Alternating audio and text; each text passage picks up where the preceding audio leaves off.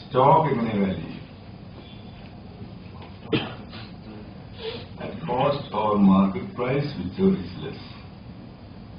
Our treatment is very account. If investment it will be valued at cost only. The trading concern stock in the value നമ്മുടെ വാങ്ങിയ വിലയോ അല്ലെങ്കിൽ market വിലയോ തമ്മിൽ കുറഞ്ഞതുകയാണ്. അത് accounting principles പ്രകാരമുള്ള ട്രീറ്റ്മെന്റ് ആണ്. അങ്ങനെ ഒരു ട്രീറ്റ്മെന്റ് എടുക്കുന്ന ഒരു കേസിൽ ആ ട്രാൻസാക്ഷൻസ് എല്ലാം ബിസിനസ് ട്രാൻസാക്ഷൻസ് ആയിട്ട് ട്രീറ്റ് ചെയ്യും. Value of the investment is shown in the balance sheet on the asset side of the balance sheet at cost എന്ന് പറഞ്ഞാൽ ഇറ്റ് ഈസ് എ ഇൻവെസ്റ്റ്മെന്റ്. ആ ഇൻവെസ്റ്റ്മെന്റ് വിറ്റ് കിട്ടുന്ന ക്യാപിറ്റൽ ഗെയിൻ ആയിട്ട് അല്ലെങ്കിൽ ക്യാപിറ്റൽ ലോസ് ആയിട്ട്. അപ്പൊ ഈ പറഞ്ഞു വന്നതിൽ നിന്നും നമ്മൾ ഇനിയും ഒരു സെഗ്രിഗേഷൻ കൂടെ ഉണ്ട്. Profits and gains of business or profession head of income ആണ് ഞാൻ പറഞ്ഞു. അതിൽ തന്നെ സ്പെക്കുലേഷൻ, നോൺ സ്പെക്കുലേഷൻ. ബിസിനസ്സില് സ്പെക്കുലേഷൻ ഇൻകമെന്നും നോൺ സ്പെക്കുലേഷൻ സാധാരണ ബിസിനസ്സിൽ നിന്നും രണ്ട് ഗണങ്ങൾ കൂടിയുണ്ട്. അതിന്റെ ട്രീറ്റ്മെന്റ് എന്താണെന്ന് ഒരു സ്പെക്കുലേഷൻ നടത്തി. അപ്പൊ അവിടെയാണ് ഈ ഷെയർ ട്രേഡിംഗ് വരുന്ന സ്പെക്കുലേഷൻ ആണോ അല്ലയോ എന്നുള്ളതിന്റെ ഒരു ഡെഫിനിഷനും കൂടെ നമ്മൾ കൺസിഡർ ചെയ്യും. Once you decide that it's a business income, business income ആണെന്ന് നമ്മൾ ഒരു കണ്ടുപിടുത്തം നടത്തി കഴിഞ്ഞാൽ ആ ബിസിനസ് ഇൻകം സ്പെക്കുലേഷൻ ബിസിനസ് ആണോ സാധാരണ ബിസിനസ് ആണോ എന്നുകൂടെ നമ്മൾ പരിഗണിക്കേണ്ടതുണ്ട്. അപ്പൊ അവിടെയാണ് സ്പെക്കുലേറ്റീവ് ഇൻകം എന്ന് പറയുന്നത്.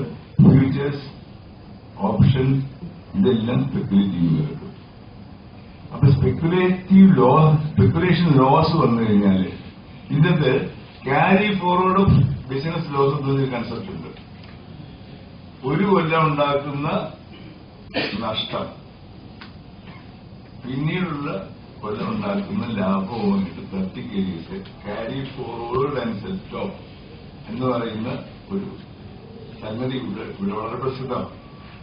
ഞാൻ പണ്ട് ഇവിടെ ഈ കൊച്ചിയില് ഷെയർ മാർക്കറ്റ് വളരെ ബൂം ചെയ്തിരുന്ന കാലത്ത് അന്നാണ് ഇവിടെ രണ്ടു മൂന്ന് വ്യക്തികൾ നമുക്കറിയാം ഭയങ്കരമായിട്ട് കോടികൾ ഇൻകം ടാക്സ് അടച്ചവരുണ്ട്.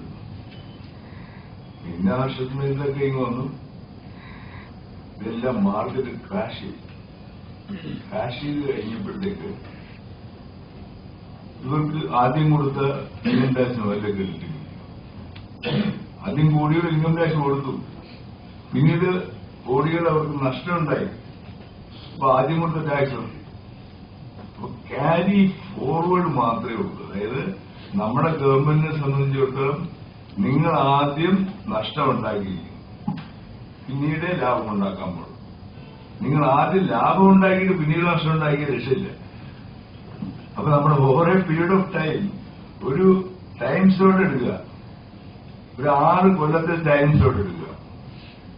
ആദ്യത്തെ 3 കൊല്ലം നമ്മൾ നഷ്ടം ഉണ്ടാക്കണം, എന്നിട്ട് 3 കൊല്ലം പിന്നീടുള്ള 3 കൊല്ലം ഈക്വൽ എമൗണ്ട് നമ്മൾ ലാഭം ഉണ്ടാക്കിയാൽ ഈ 6 കൊല്ലത്തിന് നിങ്ങൾ ടാക്സ് ലയബിലിറ്റി നില്ലാണ്. അപ്പൊ നമ്മൾ ആദ്യം നഷ്ടം ഉണ്ടാക്കിക്കോളുന്നതാണ്.